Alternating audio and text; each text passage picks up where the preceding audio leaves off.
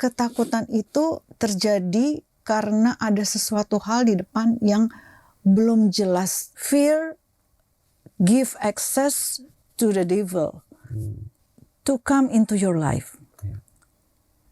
Faith give access to God to control our life. Mereka sudah berkali-kali mengalami kemenangan sebelumnya yang dialami bersama dengan Tuhan juga. Jalan keluar dari setiap masalah, kesembuhan, kemerdekaan, pemulihan, berkat, keuangan, semua apa yang harta yang ada di surga, nggak mungkin nggak diberikan buat kita juga. Lawan sifat dari takut adalah iman. Jadi memang sebaiknya kalau kita lagi ketakutan, yang kita cari Tuhan.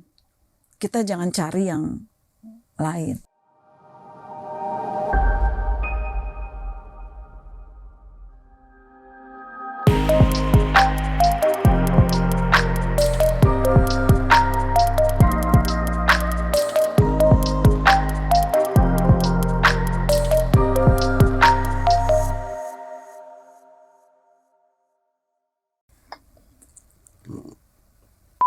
Oke, ada satu data research yang aku temukan dari Cornell University tahun 2017 nih.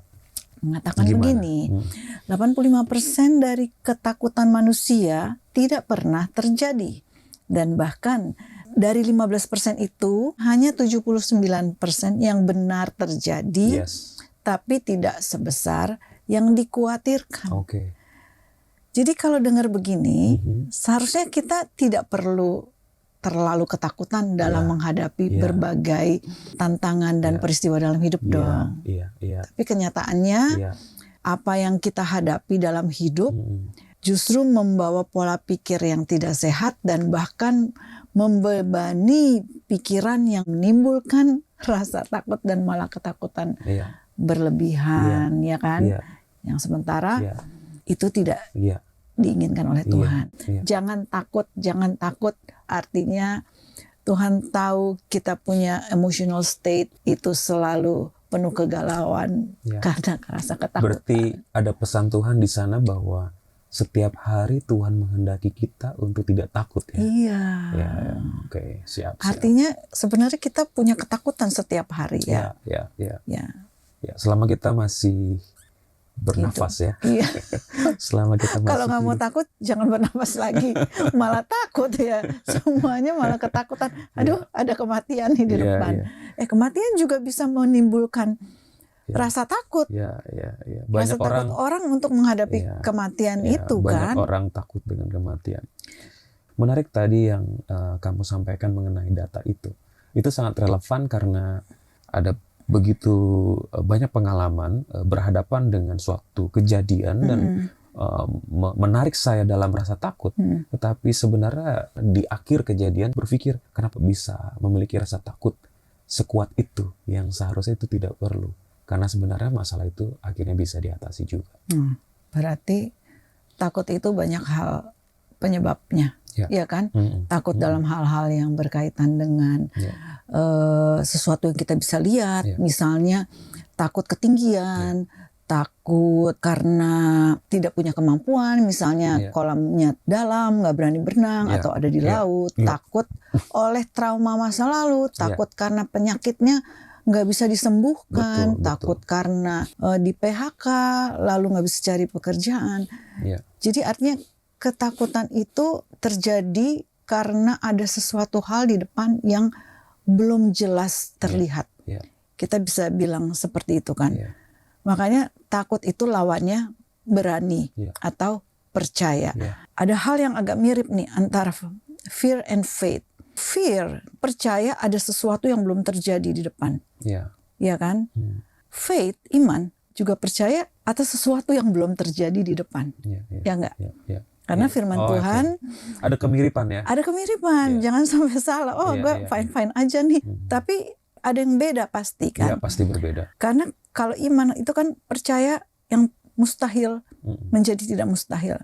Tapi kalau fear udah percaya kalau yang ditakutkan terjadi. Mungkin barangkali bisa terjadi. Tapi belum tentu, belum tentu juga. Jadi ketakutan itu bukan datang sebenarnya dari Tuhan, karena Tuhan nggak mau kita takut kan. Tuhan maunya kita damai, sejahtera itu. So it means fear give access to the devil to come into your life. Faith give access to God to control our life. Fear membuat kita kalah, faith membawa kita kepada kemenangan. Amin. Amin. Di dalam firman Tuhan juga dikatakan bahwa Tuhan tidak akan memberikan kita roh ketakutan, tapi roh ketertiban, roh kasih, roh yang penuh kedamaian. Berarti kalau ada roh ketakutan, bukan datang dari Tuhan. Dari Tuhan. Itu datang dari si jahat ya. Iya, gitu. Dalam pengalaman, ketakutan itu membuat kita tidak mampu berpikir secara kreatif. Kita kehilangan kreativitas, kita kehilangan cara. Kita seperti tidak tahu apa yang harus kita lakukan.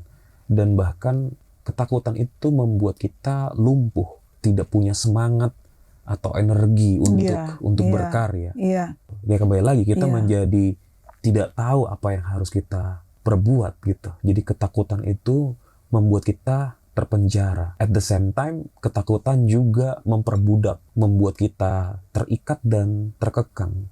Kita harus menyadari dulu. Kita menyadari ketakutan itu bukan datang dari Tuhan. Kita sebagai orang percaya harus tahu bahwa kita khawatir, takut, oke. It's okay. Itu satu perasaan yang kita wajar alami ya. Khawatir karena nanti pembayaran untuk sekolah anak bagaimana ya gitu. Lalu kita persiapkan. Aduh, khawatir ada sakit penyakit karena katanya tidak bisa disembuhkan. Yang menjadi takut. Iya.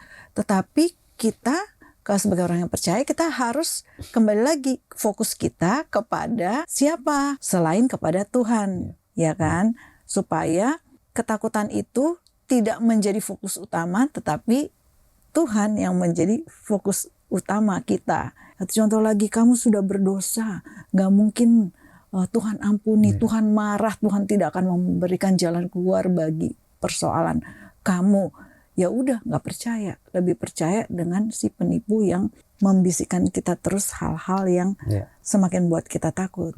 Padahal firman Tuhan katakan, segala perkara yang kamu alami dapat kamu tanggung bersama aku, Yesus.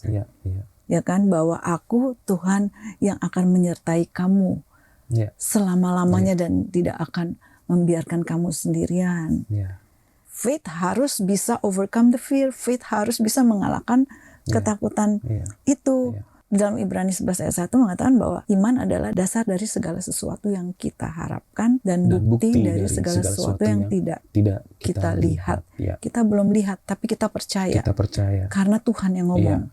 Hidup dengan ketakutan yang berlebihan itu bukan hal yang normal. Karena yang kutakutkan itulah yang menimpa aku. Mereka sudah berkali-kali mengalami kemenangan sebelumnya yang dialami bersama dengan Tuhan juga. Nggak mungkin nggak diberikan buat kita juga sebenarnya. Harusnya kita nggak perlu takut.